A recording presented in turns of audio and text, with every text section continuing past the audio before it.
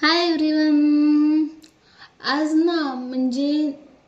एखाद्या कोर्ट केसचा बेस काय असू शकतो, एखादी केस स्टडी कशी करायची, त्यासाठी कोणता सब्जेक्ट उपयोगी पडतो, तर तो आहे इंटरप्रिटेशन ऑफ स्टॅट्यूट.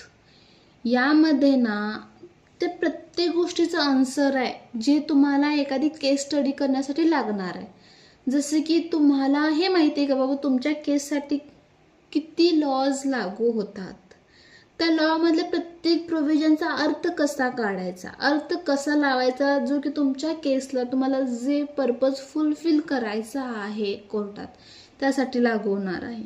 त्यानंतर येतं तुम्ही कोणते रूल्स अप्लाय करणार जेव्हा एखादी शब्द तुम्हाला समजत नाही आहे स्टॅट्यूटमधला, तर त्यासाठी तुम्ही कोणते एड्स वापरणार, इंटरनल एड्स वापरणार की एक्सटर्नल एड्स वापरणार. तसंच एखादं सेक्शन, एखादं प्रोव्हिजन कॉन्फ्लिक्ट निर्माण करत असेल तर तुम्ही कोणतं डॉक्ट्रिन वापरणार. त्यानंतर एकापेक्षा जास्त लॉमध्ये एकच प्रोव्हिजन असेल तर तुम्ही अप्लाय कशी करणार, त्यालाच तर इंटरप्रिटेशन म्हणतात. हे तुम्हाला कसं समजणार. कोर्टाची प्रोसेस ही जरी डिफरंट असली तरी लॉ कसा स्टडी करायचा किंवा एखादी केस स्टडी कशी करायची, त्यासाठी आपण कॉलेजमध्ये शिकलेले सब्जेक्टच उपयोगाला येणार आहेत.